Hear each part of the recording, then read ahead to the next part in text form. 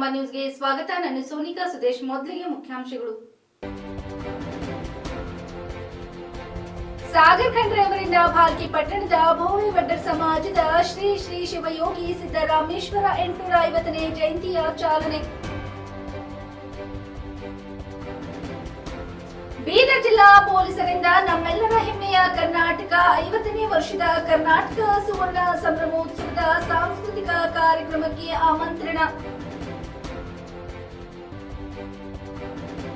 ತಮ್ಮ ಕ್ಷೇತ್ರದ ವಿವಿಧ ಗ್ರಾಮಕ್ಕೆ ಭೇಟಿ ನೀಡಿ ಜನರ ಅಹವಾಲು ಸ್ವೀಕರಿಸಿದ ಸಚಿವ ರಹೀಂ ಖಾನ್. ಚಾಲಕನ ನಿಯಂತ್ರಣ ತಪ್ಪಿ ಉರುಳಿದ ಕಾರು, ಮಾಜಿ ಪುರಸಭೆ ಸದಸ್ಯ ಕೆವಿ ಮಂಜುನಾಥ್ ಪುತ್ರ ಸಾವು. ಸುದ್ದಿಯ ವಿವರಗಳು. ಇಂದು ಭಾಲ್ಕಿ ಪಟ್ಟಣದಲ್ಲಿ ಭಾಲ್ಕಿ ತಾಲೂಕಾ ಭೋವಿ ವಡ್ಡರ ಸಮಾಜದ ವತಿಯಿಂದ ಶ್ರೀ ಶ್ರೀ ಶಿವಯೋಗಿ ಸಿದ್ದರಾಮೇಶ್ವರ 850ನೇ ಜಯಂತಿಯನ್ನು ಸಮಾಜದ ಹಿರಿಯರು, ಮುಖಂಡರು, ಯುವಕರು ಹಾಗೂ ಮಹಿಳೆಯರು ಸೇರಿ ಭಾಲ್ಕಿ ಪಟ್ಟಣದಲ್ಲಿ ಅದ್ದೂರಿಯಾಗಿ ಪ್ರತಿ ವರ್ಷದಂತೆ ಈ ವರ್ಷ ಜನವರಿ 15, 2024ರಂದು ಬೆಳಗ್ಗೆ 10 ಗಂಟೆಗೆ ಜನತಾ ಕಾಲೋನಿ ಓಣಿಯಲ್ಲಿ ಶ್ರೀ ಸಾಗರ್ ಖಂಡ್ರೆ ಅವರ ನೇತೃತ್ವದಲ್ಲಿ ಶ್ರೀ ಶಿವಯೋಗಿ ಸಿದ್ದರಾಮೇಶ್ವರ ಅವರ ಭಾವಚಿತ್ರಕ್ಕೆ ಪೂಜೆ ಮಾಡುವ ಮೂಲಕ ಸಾಗರ್ ಖಂಡ್ರೆ ಇವರು ಮೆರವಣಿಗೆಗೆ ಚಾಲನೆ ನೀಡಿದರು. ಆ ನಂತರ ಭೋವಿ ವಡ್ಡರ್ ಸಮಾಜ ವತಿಯಿಂದ ವೇದಿಕೆ ಕಾರ್ಯಕ್ರಮ ಹಮ್ಮಿಕೊಳ್ಳಲಾಗಿತ್ತು. ಈ ಕಾರ್ಯಕ್ರಮದಲ್ಲಿ ಸಾಗರ್ ಖಂಡ್ರೆ ಅವರನ್ನು ಸಮಾಜ ವತಿಯಿಂದ ಸನ್ಮಾನಿಸಲಾಯಿತು ಹಾಗೂ ವೇದಿಕೆ ಮುಖಾಂತರ ಜಯಂತಿ ಉತ್ಸವದ ಅಂಗವಾಗಿ ಸಾಗರ್ ಖಂಡ್ರೆ ಅವರು ಕೆಲವು ನುಡಿಗಳನ್ನು ಮಾತನಾಡಿದರು. ಸಂದರ್ಭದಲ್ಲಿ ವೇದಿಕೆ ಮೇಲೆ ಆಸೀನರಾದ ಭೋವಿ ಸಮಾಜದ ತಾಲೂಕಾ ಅಧ್ಯಕ್ಷರಾದ ರಾಜ್ಕುಮಾರ್ ಸಿಂಧೆ, ಪೂರ್ವ ಸಭೆಯ ಮಾಜಿ ಅಧ್ಯಕ್ಷರಾದ ದತ್ತು ಪವಾರ್, ಪೂರ್ವ ಸಭೆಯ ಸದಸ್ಯರಾದ ನಾಗೇಶ್ ಶಿಂದೆ, ನಾಮನಿರ್ದೇಶಿತ ಮಾಜಿ ಪೂರ್ವ ಸಭೆ ಸದಸ್ಯರು ಸಂಜು ಕುಮಾರ್ ಶಿಂದೆ ಶ್ರೀ ಶಿವಯೋಗಿ ಸಿದ್ದರಾಮೇಶ್ವರ್ ಅವರ ಭಾವಚಿತ್ರವನ್ನು ತೆಗೆದುಕೊಂಡು ಪಟ್ಟಣದ ಮುಖ್ಯ ರಸ್ತೆಗಳ ಮುಖಾಂತರ ಬಸವೇಶ್ವರ್ ವರ್ತ, ಡಾಕ್ಟರ್ BR ಅಂಬೇಡ್ಕರ್ ವರ್ತ, ಮಹಾತ್ಮ ಗಾಂಧೀಜಿ ವರ್ತ ಮುಖಾಂತರ ಪಾಪವ್ವ ವರ್ತದವರೆಗೆ ಡಿಜೆ ಹಾಡುಗಳ ಮೇಲೆ ಸಮಾಜದ ಯುವಕರು ಕುಣಿದು ಕುಪ್ಪಳಿಸಿದರು. ಅದ್ದೂರಿಯಾಗಿ ಶ್ರೀ ಶಿವಯೋಗಿ ಸಿದ್ದರಾಮೇಶ್ವರ ಭಾವಚಿತ್ರವನ್ನು ಮೆರವಣಿಗೆ ಮಾಡಲಾಯಿತು.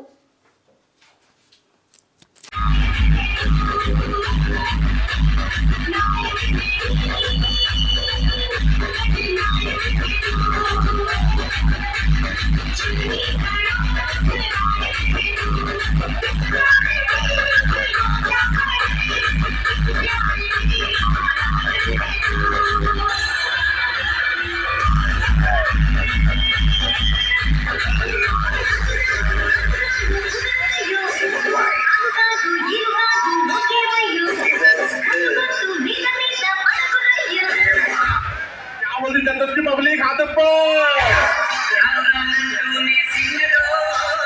अरे हाथ ऊपर करो, हाथ ऊपर करो.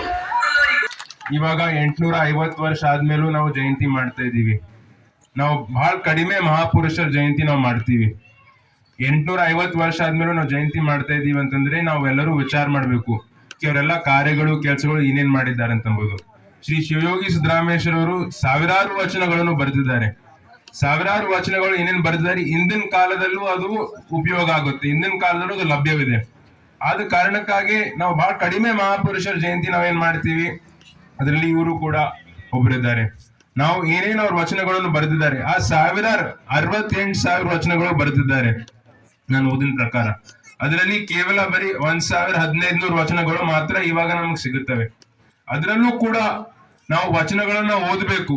ವಚನಗಳಲ್ಲಿ ಏನ್ ಹೇಳ್ತಾರೆ, 99% ವಚನಗಳು ಏನ್ ಹೇಳ್ತಾರೆ ಅಂತ, ನಾವು ಯಾವ ರೀತಿ ನಾವು ಜೀವನ ಮಾಡ್ಬೇಕು, ಯಾವ ರೀತಿ ನಾವು ಸಂತೋಷವಾಗಿರ್ಬೇಕು. ಇಂದಿನ ಕಾಲದಲ್ಲಿ ಏನಾಗ್ತಾ ಇದೆ ಅಂತಂದ್ರೆ, ನಾವು ಬೆಳಗ್ಗೆಯಿಂದ ರಾತ್ರಿ ತನಕ ನಾವು ಕಷ್ಟಪಟ್ಟು ನಾವು ಕೆಲಸ ಮಾಡ್ತಾ ಇದ್ದೀವಿ. ಎಷ್ಟೇ ದುಡ್ಡು ಇರ್ಬೋದು, ಎಷ್ಟೇ ಸಂಪತ್ತು ಇರ್ಬೋದು, ಎಷ್ಟೇ ಅಧಿಕಾರ ಇರ್ಬೋದು, ನಿಮ್ಗೆ ಟೆನ್ಷನ್ ಇತ್ತು, ಮನ್ಸಿನಲ್ಲಿ ಟೆನ್ಷನ್ ಇತ್ತು ಅಂತಂದ್ರೆ ಏನು ಉಪಯೋಗ ಇಲ್ಲ. ಅದಕ್ಕೆ ನಾವು ಯಾವ ರೀತಿ ನಾವು ಸುಖವಾಗಿರ್ಬೇಕು, ಯಾವ ರೀತಿ ಸಂತೋಷವಾಗಿರ್ಬೇಕು ಅಂತಂಬದ್ ಆ ವಚನಗಳು ನಮಗೆ ಹೇಳ್ಕೊಡ್ತೇವೆ. ಅದು ಬಹಳ ಮುಖ್ಯವಾದದ.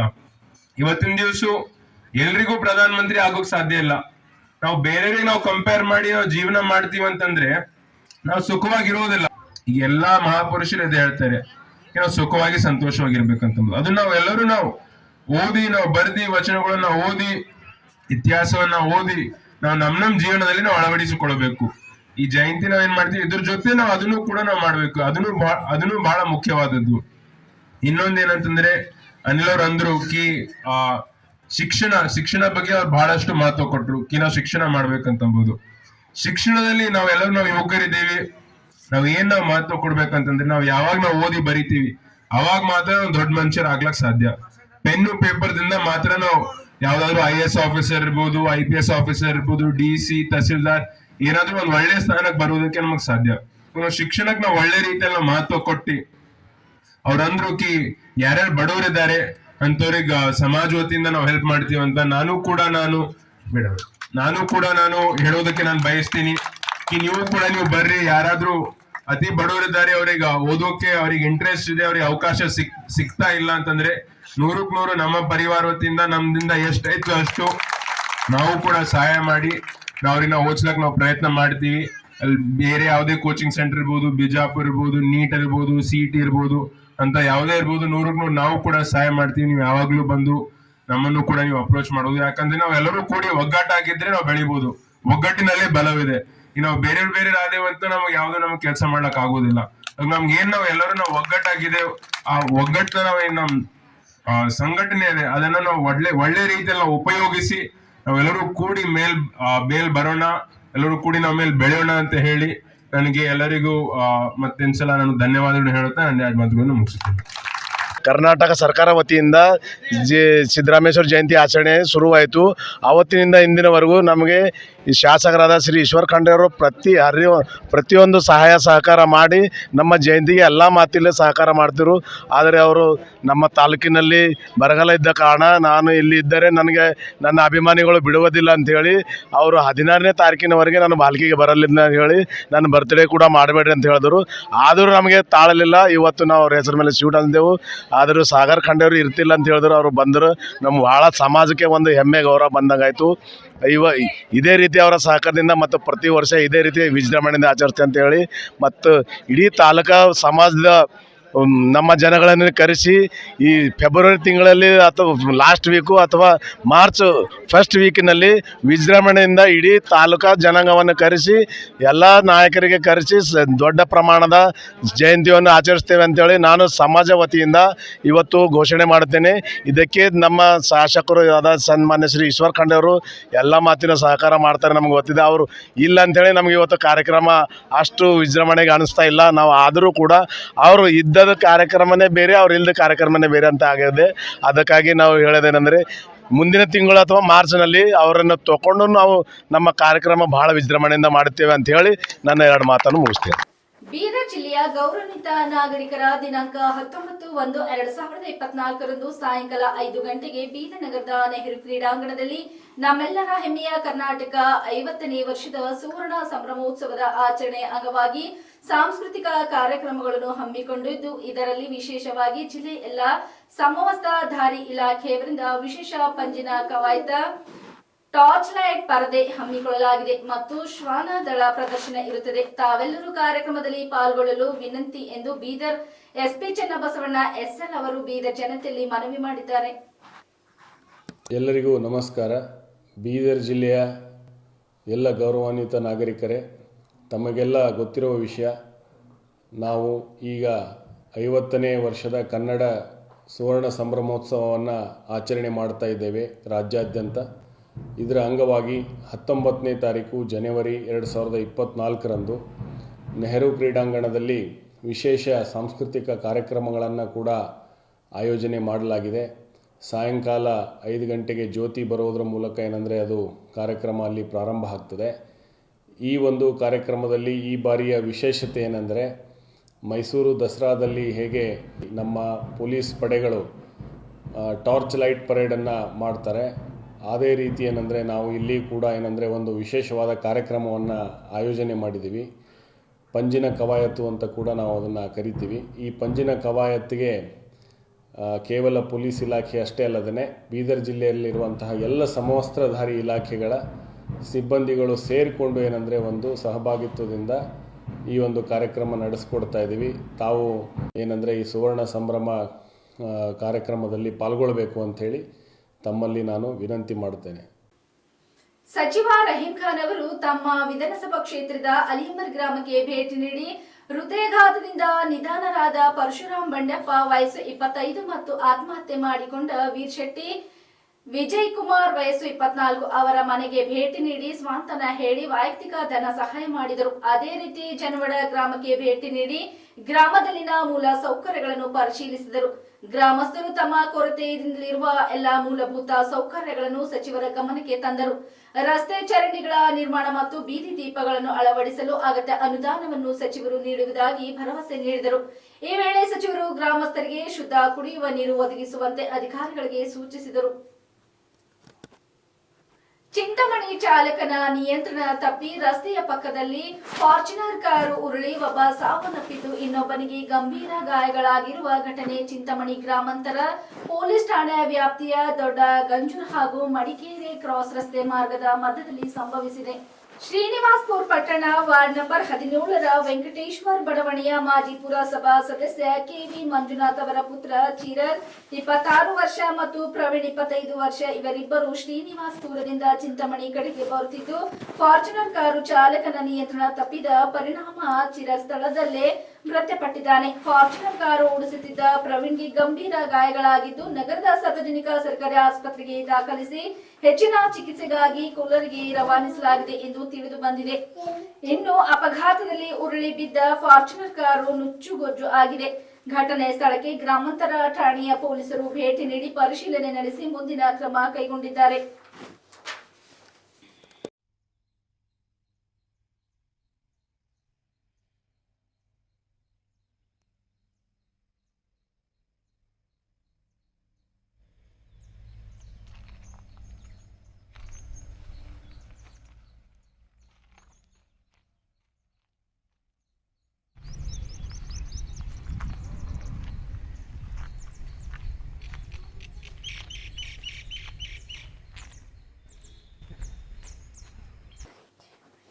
ಬೀದರ್ ನಗರದ ಪ್ರತಾಪ್ ನಗರದಲ್ಲಿ ಶಾಸಕರ ಕಚೇರಿಯಲ್ಲಿ ಬೀದರ್ ದಕ್ಷಿಣ ಕ್ಷೇತ್ರದ ಶಾಸಕರಾದ ಡಾ ಶೈಲೇಂದ್ರ ಬೆಲ್ದಾಳೆ ಅವರು ಕಾರ್ಯಕರ್ತರೊಂದಿಗೆ ಸಂಕ್ರಾಂತಿ ಹಬ್ಬ ಆಚರಣೆ ಮಾಡಿದರು. ಬಳಿಕ ಮಾತನಾಡಿದ ಶಾಸಕರು, ಸಂಕ್ರಾಂತಿ ಹಬ್ಬವು ಸುಗ್ಗಿಯ ಸಂಭ್ರಮ, ಹಸುಗಳ ಕಿಚ್ಚು ಹಾಯಿಸುವ ಕಾತುರ, ಎಲ್ಲರ ಮನೆ ಮನೆಗೂ ಎಳ್ಳು ಬೆಲ್ಲ ಬೀದಿ ಸಂತಸ ಹಂಚಿಕೊಳ್ಳುವ ಖುಷಿಯ ಹಬ್ಬವಾಗಿದೆ.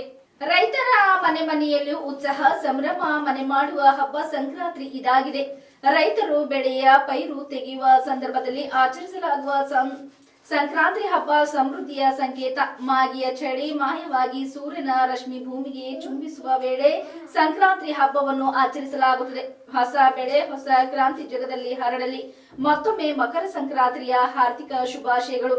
ನಾಡಿನ ಹಾಗೂ ವಿಶೇಷವಾಗಿ ಬೀದರ್ ಜಿಲ್ಲೆ ಮತ್ತು ಬೀದರ್ ದಕ್ಷಿಣ ವಿಧಾನಸಭಾ ಕ್ಷೇತ್ರದ ಎಲ್ಲ ನನ್ನ ಬಂಧುಗಳಿಗೂ ಮಕರ ಸಂಕ್ರಾಂತಿ ಹಬ್ಬದ ಹಾರ್ದಿಕ ಶುಭಾಶಯಗಳು ತಿಳಿಸಿದರು.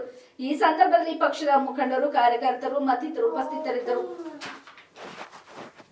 ನಾಡಿನ ಸಮಸ್ತ ಜನತೆಗೆ ಹಾಗೂ ಬೀದರ್ ಜಿಲ್ಲೆಯ ಜನತೆಗೆ ಹಾಗೂ ನನ್ನ ಮತಕ್ಷೇತ್ರದ ಜನತೆಗೆ ಮಕರ ಸಂಕ್ರಾಂತಿ ಹಬ್ಬದ ಹಾರ್ದಿಕ ಶುಭಾಶಯ ಕೋರುತ್ತೇನೆ. ಈ ಹಬ್ಬವು ಎಲ್ಲರ ಜೀವನದಲ್ಲಿ ಸುಖ, ಶಾಂತಿ, ನೆಮ್ಮದಿ ಕೊಟ್ಟು ಆ ದೇವರು ಕಾಪಾಡಲಿ. ಎಲ್ಲರ ಕಷ್ಟವನ್ನು ನಿವಾರಣೆ ಮಾಡಿ ಇನ್ನಿಷ್ಟು ಒಳ್ಳೆ ದಿನಗಳು ಎಲ್ಲರಿಗೂ ಬರಲಿ ಅಂತ ದೇವರ ಹತ್ರ ಪ್ರಾರ್ಥನೆ ಮಾಡಿ ಇನ್ನೊಂದು ಸಲ ತಮ್ಮೆಲ್ಲರಿಗೆ ಸಂಕ್ರಾಂತಿ ಹಬ್ಬದ ಹಾರ್ದಿಕ ಶುಭಾಶಯ. ಜೈ ಹಿಂದ್, ಜೈ ಭಾರತ್. ಸಿದ್ದರ್ ಸಂಯುಕ್ತ ಪದವಿ ಪೂರ್ವ ಕಾಲೇಜು ಬೀದರ್ ವತಿಯಿಂದ ಪಾಪನಾಶ್ ದೇವಸ್ಥಾನ ಅಲಿಯಾಬಾದ್ ಬೀದರ್ನಲ್ಲಿ ರಾಷ್ಟ್ರೀಯ ಸೇವಾ ಯೋಜನೆಯ ವಿಶೇಷ ಶಿಬಿರವನ್ನು ದಿನಾಂಕ 12/1/2024 ಉದ್ಘಾಟಿಸಲಾಯಿತು. ಉದ್ಘಾಟಕರಾಗಿ ಆಗಮಿಸಿರುವ ಶ್ರೀ ಸಿಎಂ ಶಹಾಬಾದ್ಕರ್, ಉಪನಿರ್ದೇಶಕರು, ಶಾಲಾ ಶಿಕ್ಷಣ ಇಲಾಖೆ ಪದವಿ ಪೂರ್ವ ಬೀದರ್ ಇವರ ಅನುಪಸ್ಥಿತಿಯಲ್ಲಿ ಶ್ರೀ ಶಿವರಾಜ್ ಬಿರಾದರ್, ಪ್ರಾಚಾರ್ಯರು, ಸರ್ಕಾರಿ ಪದವಿ ಪೂರ್ವ ಕಾಲೇಜು ನೀರ್ಣ ಇವರು ಮುಖ್ಯ ಅತಿಥಿಯಾಗಿ ಉಪಸ್ಥಿತರಿದ್ದರು. ಇಂದಿನ ಮಕ್ಕಳು ಹೆಚ್ಚಾಗಿ ಮೊಬೈಲ್ ಬಳಕೆಯಲ್ಲಿ ತೊಡಗುವುದನ್ನು ಬಿಟ್ಟು ಇಂತಹ ಶಿಬಿರದಲ್ಲಿ ಹೆಚ್ಚಾಗಿ ಪಾಲ್ಗೊಂಡು ಉನ್ನತ ರೀತಿಯ ಜೀವನ ಜೀವಿಸಲು ಮಾರ್ಗದರ್ಶನ ಮಾಡಿದರು. ಇನ್ನೋರ್ವ ಅತಿಥಿಯಾಗಿರುವ ಶ್ರೀ ಅಶೋಕ್ ಪಾಟೀಲ್, ಅಧ್ಯಕ್ಷರು, ಹನುಮಾನ್ ಮಂದಿರ ದೇವಸ್ಥಾನ ಬೀದರ್ ಉಪಸ್ಥಿತರಿದ್ದರೆ, ಅತಿಥಿಯಾಗಿ ಶ್ರೀ ವಿಜಯ್ ಕುಮಾರ್ ಗುನ್ನಾಳಿಕರ್, ಸೇವಕರು ಇವರು ಮಕ್ಕಳಿಗೆ ಇಂತಹ ಒಂದು ಶಿಬಿರದಲ್ಲಿ ಪಾಲ್ಗೊಂಡು ಮುಂದಿನ ಭವಿಷ್ಯದಲ್ಲಿ ಸರ್ಕಾರಿ ಕೆಲಸಕ್ಕೆ ಉಪಯೋಗವಾಗುವುದು ಎಂದು ಹೇಳಿದರು. ಸಮಾರಂಭದ ಅಧ್ಯಕ್ಷತೆ ವಹಿಸಿರುವ ಶ್ರೀ ಎಸ್ ಪ್ರಭು, ಪ್ರಾಚಾರ್ಯರು, ಸಿದ್ಧಾರ್ಥ ಸಂಯುಕ್ತ ಪದವಿ ಪೂರ್ವ ಕಾಲೇಜು ಬೀದರ್ ಇವರು ಮಾತನಾಡುತ್ತಾ ಅಧ್ಯಕ್ಷರ ನುಡಿಯನ್ನೇ ನುಡಿಯುತ್ತಾ ಪ್ರತಿಯೊಬ್ಬ ವಿದ್ಯಾರ್ಥಿ ಸ್ವಚ್ಛತೆ, ಸಹಬಾಳ್ವೆ ಮತ್ತು ಸಹೋದರ ಮನೋಭಾವನೆಯನ್ನು ತಮ್ಮ ಜೀವನವನ್ನು ಅಳವಡಿಸಿಕೊಂಡು ಉತ್ತಮ ನಾಗರಿಕರಾಗಿ ಹೊರಹೊಮ್ಮಬೇಕೆಂದು ತಿಳಿಸಿದರು. ಮತ್ತು ಹನಿ ಹನಿಗೂಡಿದರೆ ಹಳ್ಳ, ಹೇಗೋ ಹಾಗೆಯೇ ಕೇವಲ ಒಬ್ಬ ವಿದ್ಯಾರ್ಥಿ ಇದ್ದ ಮಾತ್ರ ಸಾಧ್ಯವಿಲ್ಲ, ಎಲ್ಲ ವಿದ್ಯಾರ್ಥಿಗಳು ಸೇರಿಕೊಂಡರೆ ಮಾತ್ರ ರಾಷ್ಟ್ರ ಅಭಿವೃದ್ಧಿ ಹೊಂದಲು ಸಾಧ್ಯ ಎಂದು ಹೇಳಿದರು.